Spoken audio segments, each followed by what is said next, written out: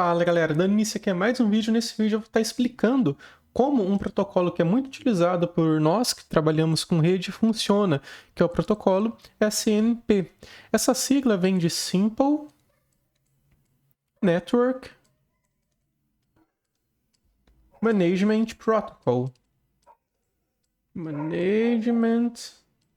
Protocol. Essa aula ela vai ser um misto de aula teórica com aula prática. Então, eu vou dar uma introdução aqui da teoria. Não vai ser uma introdução geral, tá? A gente vai ir bem a fundo em como o SNP funciona. E depois eu vou mostrar de forma prática o funcionamento dele. E aqui, antes da gente começar as demais explicações, eu quero fazer um parênteses aqui, que o protocolo ele chama protocolo de gerenciamento, é por isso que é o nome management, de redes. Um protocolo de gerenciamento simples de redes. E por que eu quero fazer isso? Porque normalmente a gente utiliza, ou a gente acha que a gente utiliza o SNP apenas para monitoramento. Se o SNP fosse apenas para monitoramento, a gente não teria esse management, a gente teria um monitoring no lugar. Então, uma das funções do SNP é gerenciar a rede. Então, aí no seu EMS, eu vou dar o exemplo de EMS, porque é onde a gente mais vê isso acontecer. Para quem não sabe o que é um EMS, é um Element Management System, como o 2000 da Huawei, o NM2000, o NetNumen 31, o ANM, tá? São protocolos que utilizam, que eles também têm funções onde quem faz as configurações é o SNP. Então o SNP, além dele coletar estatísticas, ele também consegue gerenciar a rede fazendo configurações em equipamentos. Quando a gente está falando de SNP, nós temos 3 versões disponíveis, que é a V1, que foi a primeira versão, a V2C e a V3. Qual que é a diferença entre elas? V1 foi a primeira versão lançada, então vamos partir das diferenças entre a V2 e a V3. A V2, a maior diferença é que ela adicionou 2 funções novas, que são as funções getBulk e inform. Para a gente poder explicar as funções da SNP, a gente tem que entender quais são as mensagens trocadas. Basicamente, a gente está falando de algumas mensagens como get next, a getBulk. Calma, galera, vai fazer sentido ainda, tá? Relaxem, podem ficar tranquilos. A set e a trap. Essas mensagens são as mensagens que definem todo o funcionamento do SNP. Então, se você quer aprender sobre SNP, você tem que entender como cada uma dessas mensagens funciona e onde e quando elas são aplicadas. As 3 mensagens de GET, elas são utilizadas para coleta de informações. Então, a gente tem a GetNext, GetBulk, e a GetNext, GetBulk, que elas servem para coletar informações. Então, quando a gente está coletando informações de rede, informações do equipamento, sei lá, coletando o hostname dele, coletando quanto de banda está passando por aquela interface, nós estamos utilizando uma dessas 3 mensagens. A diferença está no comportamento delas.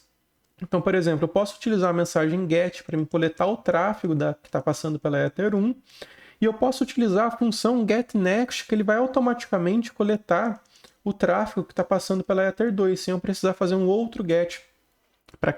Outro GET informando o OID, que a gente vai ver depois, tá? O que é um OID, daquela interface Ether 2. Ou posso ainda utilizar o getBulk para falar que eu quero coletar o tráfego de todas as interfaces da Ethernet, sei lá, da 1 até a 10, por exemplo, em uma única mensagem, uma única requisição. Então essa é a diferença entre as mensagens de GET, GetNext e GetBulk. GET para me coletar o tráfego que eu estou informando pelo ID, GetNext para me coletar o tráfego que eu estou informando naquele ID mais um, e a getBulk para me coletar a estrutura hierárquica inteira. Depois a gente tem a mensagem de trap e set. O set é para mim realizar uma configuração. Então eu posso utilizar uma mensagem de set, por exemplo, para mim alterar o hostname do equipamento, para mim configurar o endereço IP, para mim alterar alguma configuração que eu consiga alterar via SNMP, tá? E essas mensagens que a gente altera via SET dependem muito do fabricante. Tem fabricante, por exemplo, que a UNU inteira é configurável via SNMP. A gente não precisaria utilizar, por exemplo, um MCI ou um Telnet ou alguma outra coisa nesse gênero. A gente poderia utilizar simplesmente o SNMP. E tem alguns fabricantes que fazem isso via o sistema EMS deles. E a gente também tem as mensagens de trap. A mensagem de trap é quando o agente que está sendo monitorado envia uma mensagem até um servidor sem precisar de uma requisição antes. Então, por exemplo, eu estou com o meu roteador lá, a interface 1 dele caiu e o trap está configurado. O roteador vai avisar o servidor de monitoramento que, ó, cara, eu sei que você vai me pedir informação daqui a pouco, mas já estou te avisando, minha interface 1 caiu. E aí gerar um alarme ou alguma coisa desse tipo. Então essas são as mensagens SNMP. Getbook foi implementado na versão 2 e a Inform é para o servidor retornar para o equipamento que, ó, opa, beleza, recebi aqui a sua mensagem que a interface 1 caiu. E a grande diferença para V3 está na parte de autenticação e criptografia. Criptografia ou encriptação de informação. Tanto na V1 quanto na V2, a forma da gente autenticar a coleta SNMP é via community, que não é nada mais, nada menos que uma senha. Já no V3, a gente pode ter usuário e senha, a gente pode ter grupos diferentes e a gente pode criptografar os dados também por meio de algum algoritmo de criptografia, coisa que a gente não consegue fazer nem na V1 nem na V2.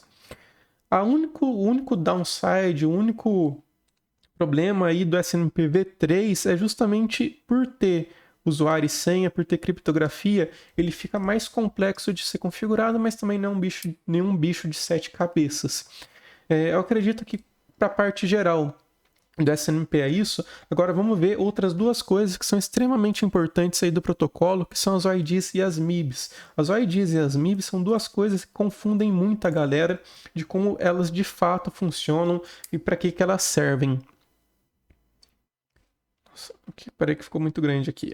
Aí. O que é uma MIB, primeiramente? O acrônimo de MIB vem de Management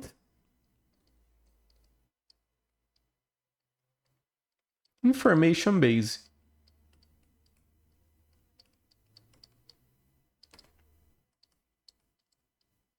Já o acrônimo de OID, ele é Object Identifier.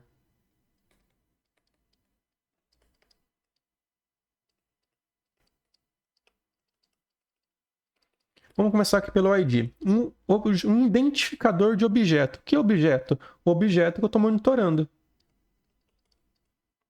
Ou monitorando, escrevi certo. Ou objeto que eu estou configurando. O ID ele pode representar, por exemplo, o tráfego de uma interface, a velocidade daquela interface, a velocidade máxima daquela interface. Ele pode identificar o uso de CPU em 15 segundos, em 1 minuto, em 5 minutos. Ele pode identificar o hostname, ele também pode configurar. Ele pode tanto ser uma mensagem de get hostname quanto set hostname. Então o ID, o Object Identifier, é aquele objeto que eu estou ou monitorando ou que eu vou configurar. E uma MIB, assim, uma explicação muito simples de uma MIB é um conjunto, vou escrever aqui embaixo, seria um conjunto estruturado e hierárquico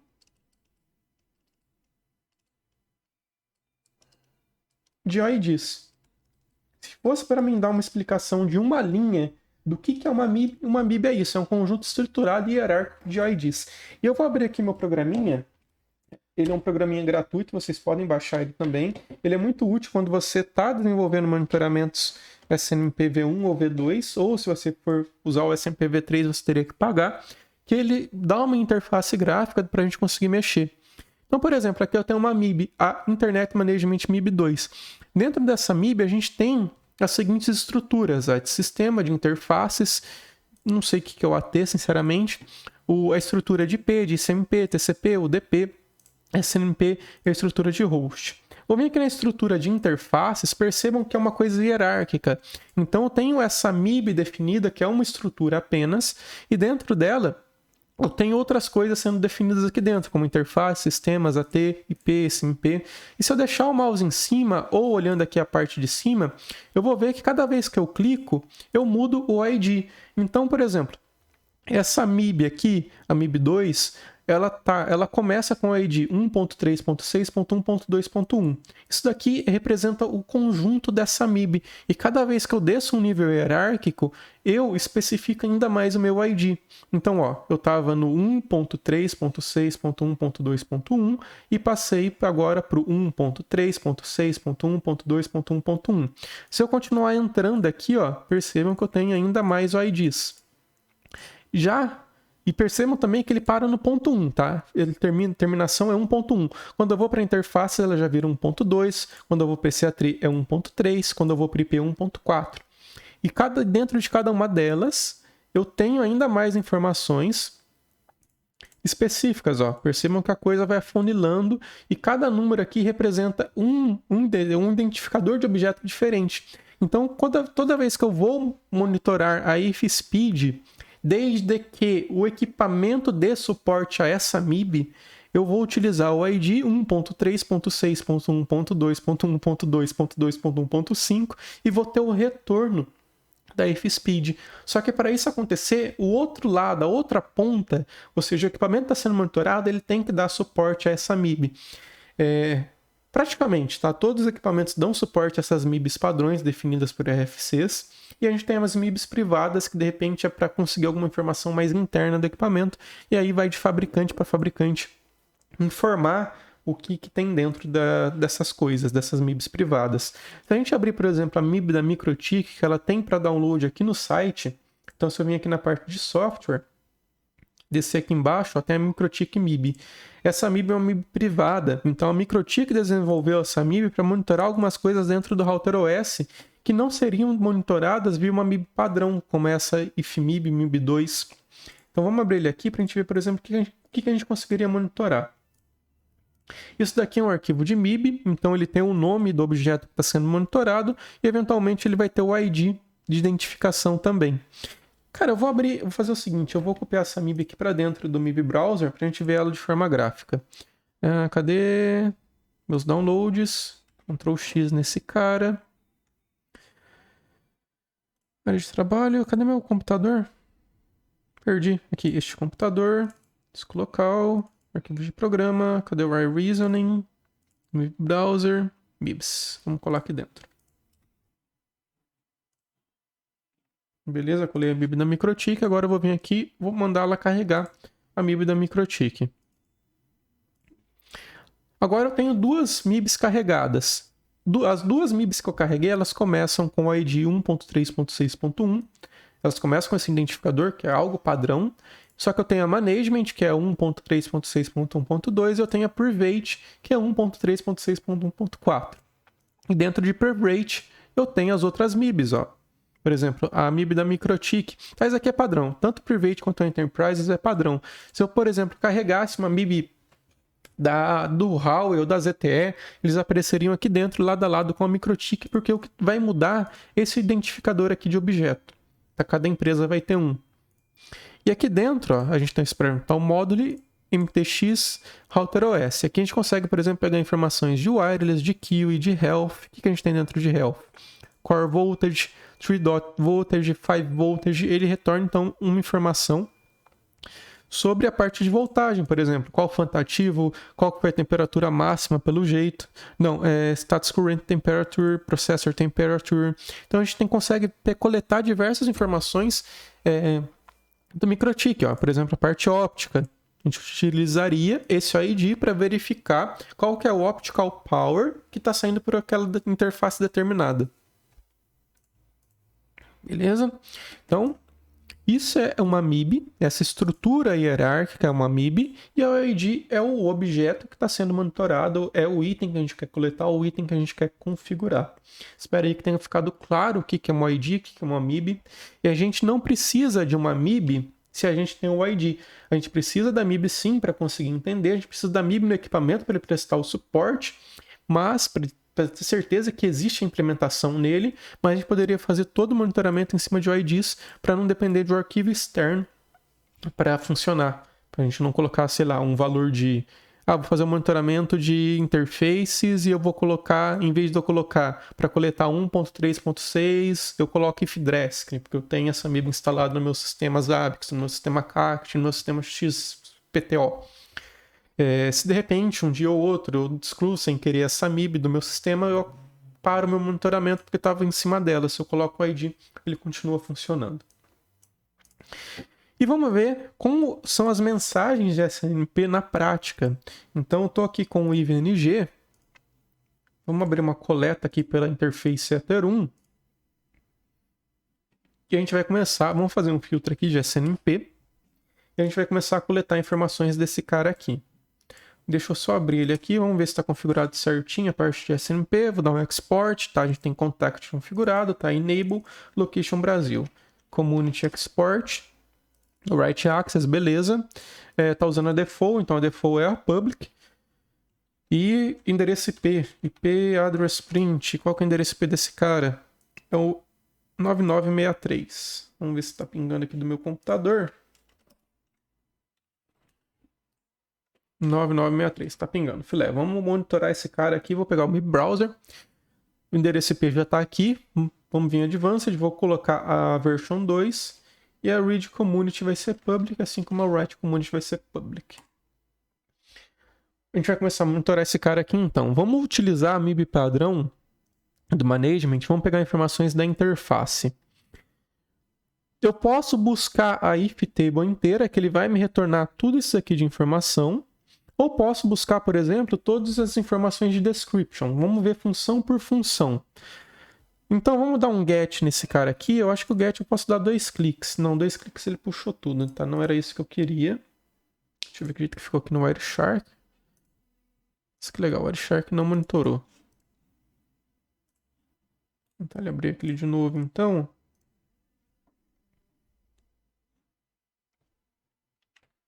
Deixa eu ver só se esse Wireshark tá funcionando. Tá que legal, o Wireshark não está funcionando. Então vamos fazer um negócio diferente aqui. Packet Sniff, não, Tool, Packet Sniffer. Não tá aqui? Sniffer. Vamos sei configurar isso aqui via interface gráfica.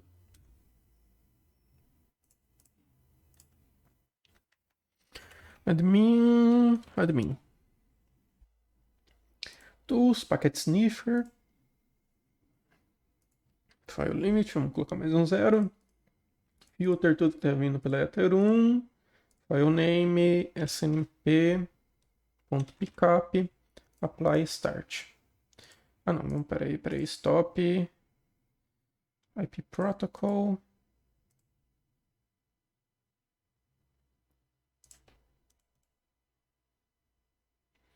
Ele usa o DP na porta 161 e também na porta 162, tá? Então isso que foi algo que faltou comentar. O protocolo SNMP, ele funciona, as mensagens de request de set, eles funcionam via porta UDP 161 por padrão, e a mensagem de trap, ela chega no servidor via porta UDP 162. Então vamos dar um start aqui, a gente já está capturando todos os pacotes SNMP para a gente analisar depois. Então, se eu vim aqui, por exemplo, nessa ID, eu vou dar uma mensagem de get. Pronto, ele não me retornou nada. Por quê? Porque nessa ID específica, eu não estou dizendo qual interface eu quero capturar. Então, eu posso vir aqui e colocar 1.0, por exemplo, e dar uma mensagem de next. Não tem nada ainda. Vamos dar 1.1 aqui, então, para a gente ver se acha alguma coisa. Achou, ó. Então, quando eu estou falando de if description, os index de cada interface no MikroTik começam no ponto 1. Então, toda vez que eu for monitorar a interface Ether 1, eu vou fazer referência ao ID final 1. Toda vez que eu for monitorar a interface Ether 2, eu vou fazer referência ao ID final ponto 2. E a gente conseguiria ver esses IDs por meio da tabela ifIndex. Tá? Já vou voltar nela. Se eu deixar aqui no getNext, ele vai incrementando o ID de forma dinâmica para mim. E toda vez que ele chegar, no fim por exemplo, chegou no fim do if description, já vai para o if type, que é o próximo nível hierárquico aqui. Poderia também dar um get bulk que acontece no getBulk? Vou fazer um getBulk aqui nos if index. GetBulk, ele vai me pegar todos os indexes disponíveis. Então, por exemplo, o index 1 está no valor 1, interface index 2 é a 2, interface index 3 é a 3, e aqui a gente tem representação de cada uma. A 1 é ether 1, a 2 é ether 2, a 3 é ether 3, a 4 é ether 4. Se a gente olhar aqui, a gente tem dois if index que não apareceram. Então, vamos lá, vamos ver qual que é eles. O 5, vamos dar um get, e o 6, que são as duas VLANs que estão configuradas. Se eu tivesse mais interface, eu deveria achar o if index delas para mim filtrar quando eu for monitorar o ID, por exemplo, do if type, do if MTU, do if speed. Eu quero pegar o estado operacional da VLAN 60. Então, eu pego o ID do if upper status e termino ele com a index da minha interface. Pronto, a interface está up. Vamos vir aqui, ó, vamos derrubar essa interface aqui, a VLAN 60. Pronto, derrubei ela. Agora, se eu pegar de novo o status operacional dela, ela está down. Já se eu tentar pegar o status operacional da VLAN 61, que é o index 6. Eu peguei a description aqui. Ponto 6. Ela está up. Tá? Então vamos ver como é que foi, o que aconteceu do lado do MikroTik lá no Packet Sniffer. Então, Tools, Packet Sniffer, vamos dar um stop nesse cara. Vamos abrir aqui os files. Vamos fazer o download desse cara aqui. Para minha área de trabalho, ele é o snp.pcap. snp.pcap. Esse Packet Capture estava rodando conforme eu estava fazendo as consultas SNP do MikroTik. Aqui a gente tem as informações gerais. Então, era o meu computador com destino ao IP do MikroTik. Porta de origem ele escolheu de forma aleatória, mas ele estava fazendo destination port a 161 e aqui já identificou que era uma mensagem tipo SNP. E aqui a gente tem os get request com get response, ou seja, o meu pedido e a resposta do MikroTik, meu pedido e a resposta do MikroTik, meu pedido e a resposta do MikroTik. Até a hora que eu dei um get next e peguei a resposta. Então vamos entender como que funcionou cada mensagem. Vamos pegar esse request aqui, por exemplo. Deixa eu só ver se... tá, esse aqui foi o que deu erro. Vamos pegar uma mensagem de get que deu certo. Só um minutinho aqui.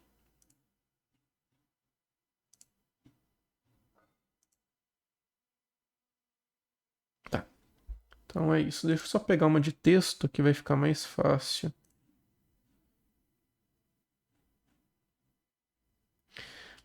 Qual que é a if description aqui? É a 212. Será que é esse daqui mesmo? 212. Caramba, cara, você me retornou números. Não, tá aqui no finalzinho ether 2, ó. Ele só não puxou o... Pelo jeito, só não traduziu aqui. Mas vamos lá, então. A gente fez o request pela if description da ether 2 nessa mensagem aqui, ó. Então, aqui que é o conteúdo da mensagem SNMP. O meu computador informou a versão, informou a community e fez uma mensagem do tipo get request, que é a mensagem 0. Dentro da mensagem get request, ele tem o ID dessa mensagem, o erro e o index de controle.